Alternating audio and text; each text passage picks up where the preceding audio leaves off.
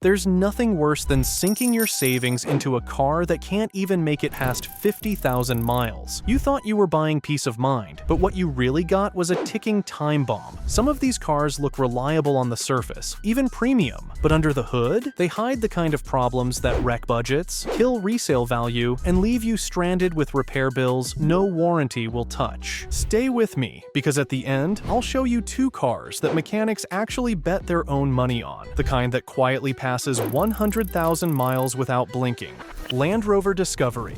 If there's one car that defines the phrase luxury pain, it's the Land Rover Discovery. I've seen these roll into the shop looking like off-road royalty, but under the surface, they're a complete disaster. You want to talk about a money pit? Try replacing the air suspension on one of these. It's not just expensive, it's borderline insulting. The compressor fails, the springs leak, and suddenly your luxury SUV is sitting like a deflated balloon. And it doesn't stop there. The infotainment system, supposed to be state-of-the-art, is riddled with glitches, frozen screens, GPS malfunctions, Bluetooth dropouts. For a brand that boasts innovation, it's more like tech sabotage. Then come the electrical gremlins. Owners report everything from sensor failures to phantom battery drains that leave the vehicle lifeless after just a weekend parked. And don't get me started on the cooling system. One leak in the radiator or hose, and you're watching the temperature needle redline in real time. But the most terrifying issue? Timing chain rattle at startup. It sounds minor, until it isn't. Ignore it, and you're looking at a complete engine teardown, possibly a new engine altogether. That's $5,000 to $15,000. Gone. Just like that. Even the transmission isn't safe. Bad torque converters, faulty control modules, and rough shifting plague older models. And while all of this might scare away a smart buyer, it doesn't matter to some. Why? Because it's a Land Rover. It screams status. And to a certain kind of owner, status is worth more than reliability. But here's the truth. Unless you're budgeting for constant breakdowns and out-of-warranty repairs, this SUV will eat you alive. I've seen owners trade theirs in at a loss just to escape the maintenance nightmare. It's a beautiful machine, but it's beauty with baggage. And when that baggage starts costing you thousands, you'll wish you'd bought something built to last. Nissan Juke. Let me put it this way. I wouldn't touch a used Nissan Juke with a 10-foot dipstick. When it first hit the market, the Juke turned heads with its funky, out-there design. People thought they were getting something stylish and sporty, but under the hood, it was a mechanical grenade just waiting to go off. The 2011 to 2014 models were the worst offenders. Engines started failing well before 60,000 miles. I'm talking timing chain disasters, turbocharger blowouts, and cooling issues that turned casual drives into full-blown roadside emergencies. Some owners paid $5,000 to $10,000 in repairs before even hitting the six-figure mileage mark. That's not maintenance, that's a slow-motion financial crash. The transmission wasn't much better. CVT problems became so common that Nissan extended warranties and issued technical service bulletins. But that didn't stop the failures. You'd be mid-commute and bam! Gear slippage, power loss, or worse, complete transmission failure. And guess what? Mechanics started calling it a rolling time bomb. Not as a joke, but as a warning. When your technician refuses to recommend a vehicle under any circumstances, that's all you need to know. Sales tanked. Word got around, and by 2017, Nissan quietly pulled the plug and replaced it with the Kicks, a safer, more conventional SUV that practically screams, "Please forget about the Juke." But here's the kicker. If you're shopping the used market, these early Jukes still float around with enticing low prices. Don't fall for it, because once that turbo fails or that CVT gives out, you'll be paying more in repairs than the car is worth. And no extended warranty is going to save you if it's out of coverage. So unless you enjoy writing four-figure checks for a subcompact SUV with trust issues, keep walking. Dodge Journey. The Dodge Journey was supposed to be the perfect family SUV. Practical, roomy, budget-friendly. But what it delivered instead? A masterclass in mechanical disappointment. I've seen families stranded on the side of the road in these things, kids in the back seat, steam pouring out of the hood. And it wasn't a one-time thing. It's a pattern. The keyless entry system was one of the first red flags. Sometimes it worked, sometimes it didn't, and good luck getting the doors to unlock during a snowstorm or emergency. Then came the water leaks. Faulty body seals let rainwater sneak into the cabin. Over time, that moisture soaked carpets, triggered mold, and shorted out interior electronics. You think you're buying a commuter vehicle, but you're actually financing a rolling humidity chamber. Under the hood, it gets even worse. Coolant flow issues are common. In some cases, debris blocks the thermostat housing, causing the engine to overheat rapidly. Combine that with the crankshaft position sensor failure, and now you're dealing with random stalls, loss of power,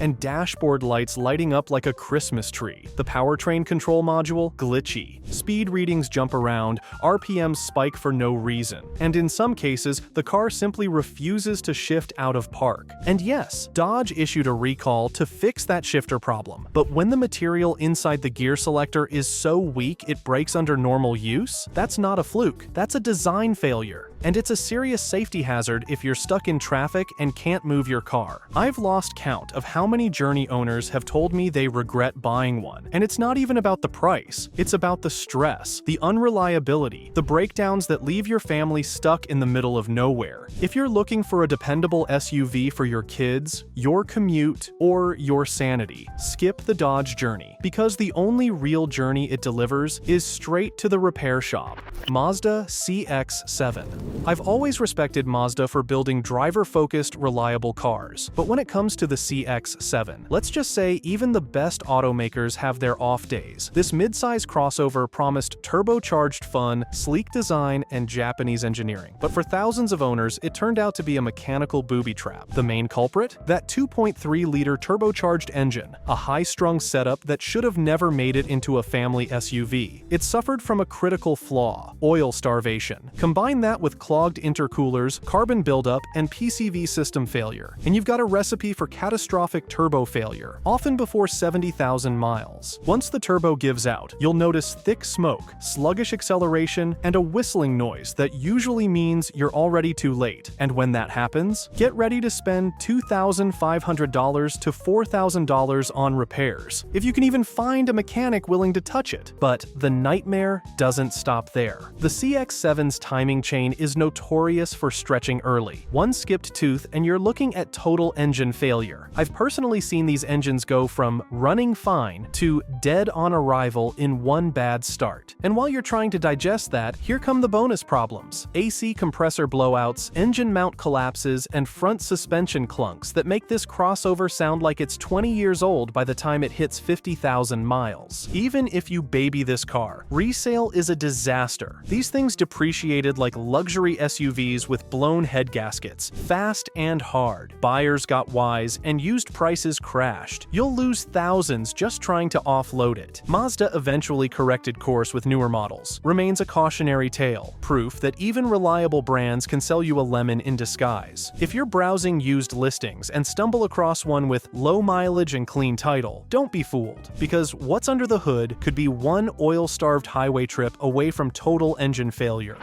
Volkswagen Tiguan.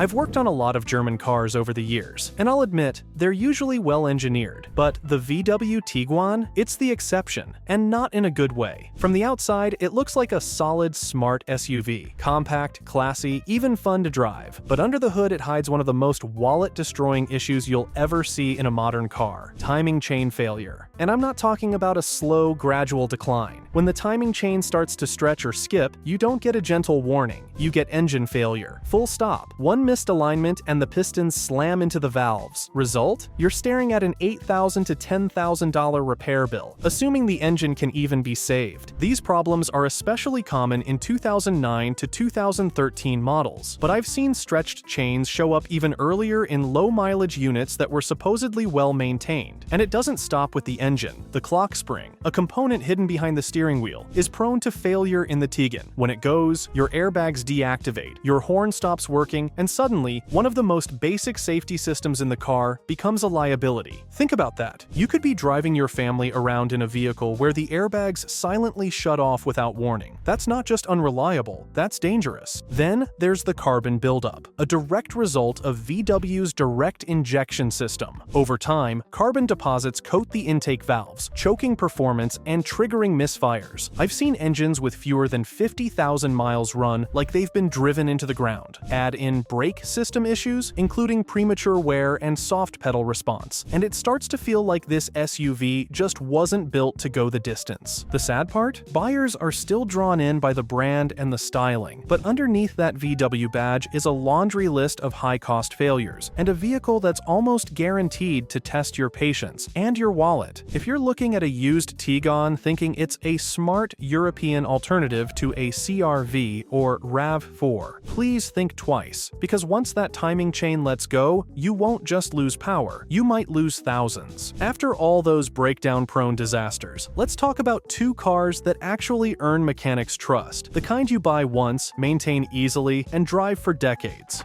Toyota Prius. I know people like to poke fun at the Prius, but let me tell you something. If your goal is to save money, avoid the repair shop, and laugh at gas prices, this is the car. The 4th-gen Prius refined everything that made its predecessors great. It runs on a rock-solid hybrid powertrain, with electric motor assist that doesn't just boost MPG, it actually reduces wear on the gasoline engine over time. I've seen these hit 250,000 miles with original batteries, minimal oil usage, and brake pads that last 100,000 miles thanks to regenerative braking. And unlike newer EVs with unproven software or expensive battery issues, the Prius is a mature technology. Toyota's hybrid system is battle-tested, with a reputation that even Tesla fans quietly respect. Insurance costs are low. Fuel economy is legendary, 50 to 55 miles per gallon in real-world driving. And maintenance? You're basically rotating tires and changing fluids. That's it. If you want reliability without the price tag, this is one of the best used cars you can buy today. Quiet, efficient, and predictable. The Prius doesn't try to impress, it just delivers. Honda Civic. If there's one small car I'd bet real money on, it's the Honda Civic. And I'm not alone. I've seen these rack up 250,000 miles or more with the same engine, same transmission, and barely a hiccup. No turbo, no gimmicks, just a basic chain-driven 2.0-liter engine that keeps turning over long after trendier cars hit the junkyard. What makes it so dependable? Simplicity. Honda ditched unnecessary complexity in the base trims. No over-tuned turbochargers, no fussy dual-clutch setups, just a smooth shifting CVT or manual and an engine block that seems allergic to failure. Maintenance is dirt cheap. We're talking oil, brakes, tires, filters, and you're good to go. Most DIYers can handle the basics in their own garage, and parts are so widely available that even major repairs won't wreck your budget. And don't underestimate its resale value. The Civic holds strong because everyone knows it lasts. That means lower depreciation, lower insurance premiums, and a much higher cost per mile return than just about anything else in its class. And when you consider all that, the Civic starts looking less like a car and more like a long-term investment that just happens to be fun to drive. Bottom line, this is one of the last Hondas you'll ever need. Buy it, maintain it, forget about it. Some cars drain your wallet before they hit 50,000 miles. Others go the distance without breaking a sweat. I've shown you both. Now it's up to you. Buy smart, buy reliable, and stop paying for mistakes that were engineered into the car. If you want more picks that mechanics trust with their own money, make sure to like, subscribe, and check out my next video, because peace of mind on the road starts before you turn the key.